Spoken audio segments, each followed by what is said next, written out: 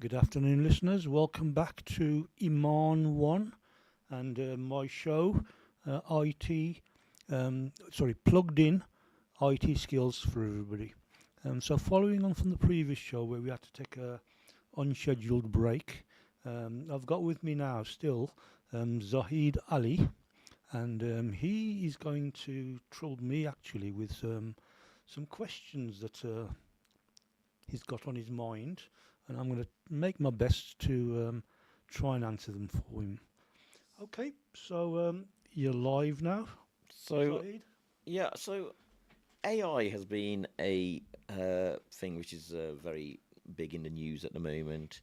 Mm. It's going to impact so many people's lives in a lot of different ways, and it's quite worrying because some of us who go back to the 1980s, 1990s will remember the Terminator films, Indeed. and that is basically a film where these robots become self-aware. They're part of a network which is self-aware, and they sort of like take over the world. They realize that they're coded to for a certain benefit, and they realize that human beings are actually not conducive to achieving their ultimate aims, and they realize basically we need to wipe out humans. I think that's the basis of the story. So, if that film seems to be so far quite prophetic, what are your feelings about that? And do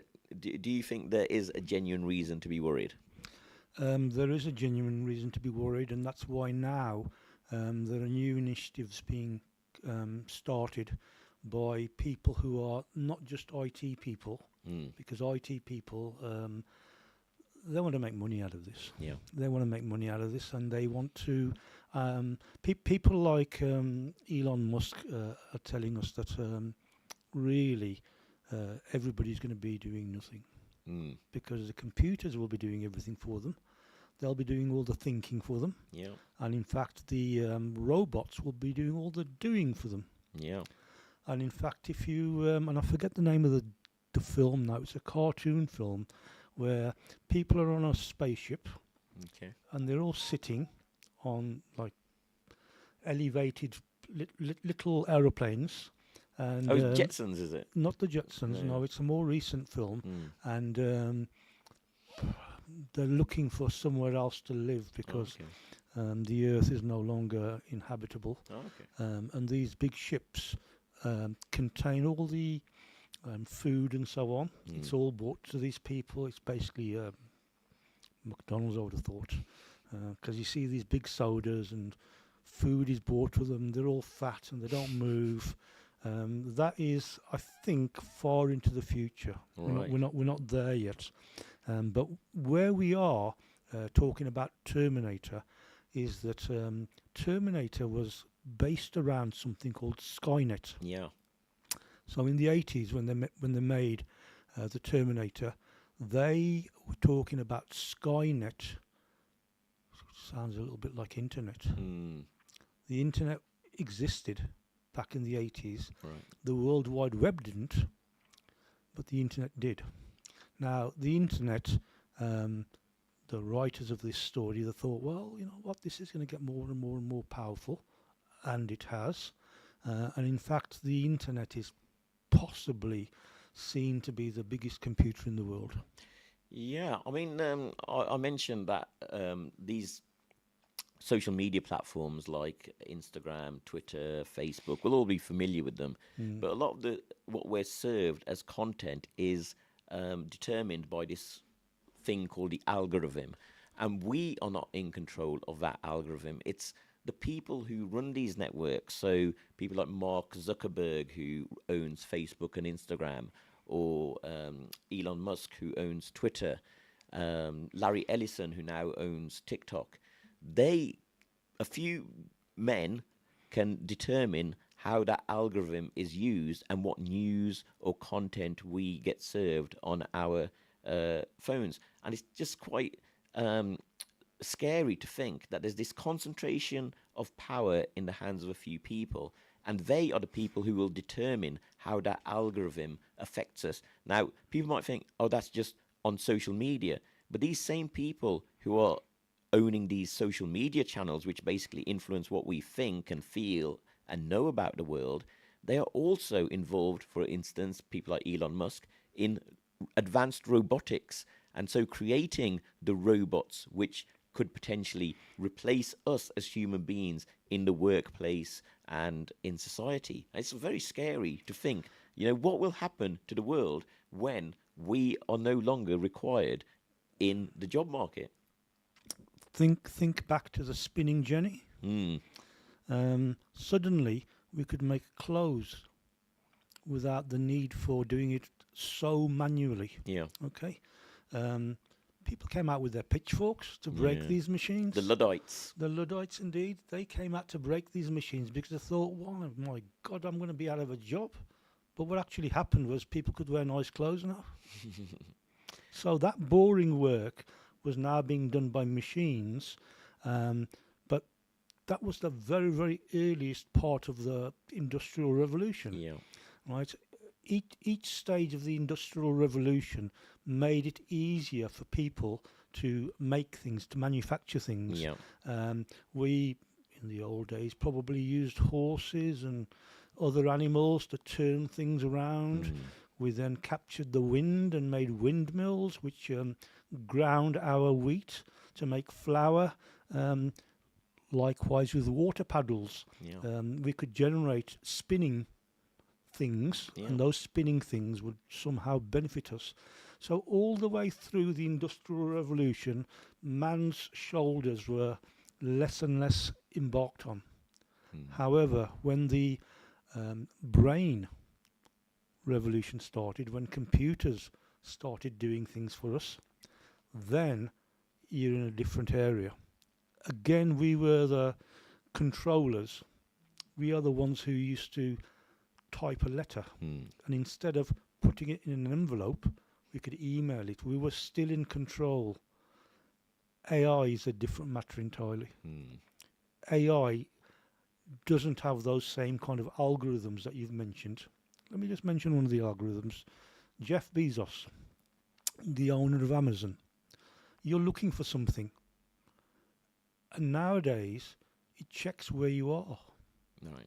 It checks where you are and checks what the availability of that thing that you want, how available is it in your area. If there's lots and lots of them, they're going to put the price down. If there's many, very, very few of them, you're desperate. They put the price up. Yeah. So it's really, it can be manipulated against people, can't it? At the moment, before AI, it can be manipulated towards people, depending on these men who are in control. Yeah, and what's in their minds. But AI is self-learning. Okay, I'm going to give you a really, really simple example of AI. It's a program that I wrote in the mid-90s, and this program was a teaching program. It helped you to learn things, and the phrase I used was it was self-adaptive. The questions that you kept getting right, it asked you those questions less often. Right. The questions that you kept getting wrong, it kept asking you those questions. That's clever. The more times you got it wrong, the more times it would ask you. Okay, and then when it thought you were proficient at a particular level, it would add some more questions. Yep. So if you were answering all the questions correctly, that meant you were ready to learn more. Okay. So that's a very, very simple example of artificial intelligence. As I say, that's a program that I wrote 30 years ago. It's very, very, as I say, it's still pretty much the same. However, these days, particularly with language models, you've probably heard of like ChatGPT and other such large language models, LLMs. Yeah. It does things like, so your name is Shahid Ali.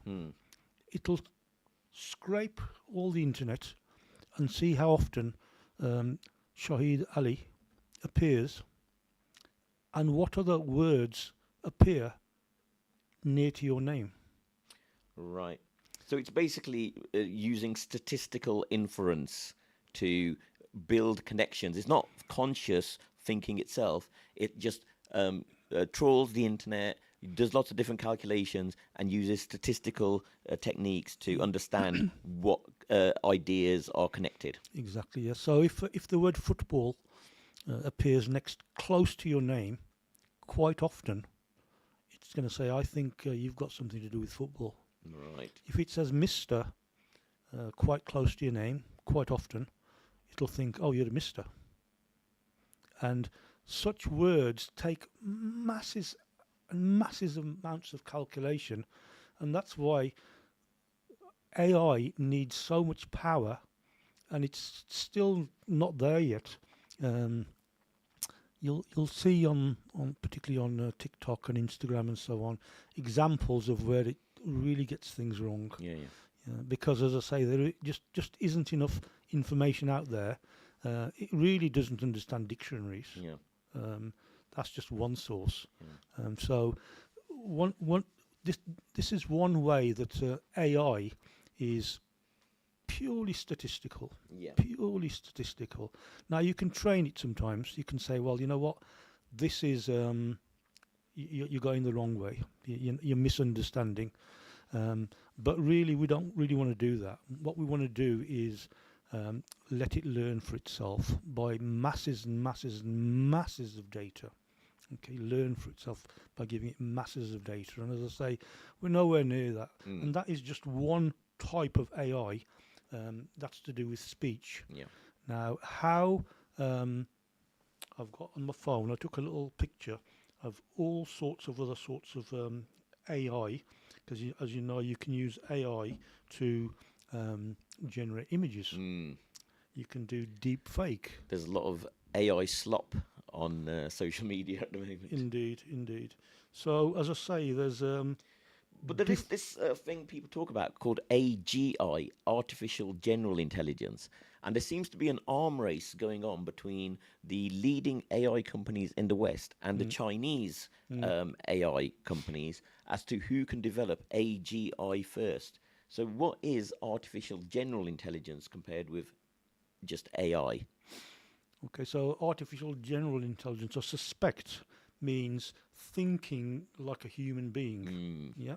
So if we can break down language and communications, you will end up not being a know-all of everything, but somebody who can just communicate and understands verbs as doing words, understands vowels, sorry, not vowels, understands nouns as things, understands past tense, future tense, and even that is difficult because we've only got about 45 seconds left.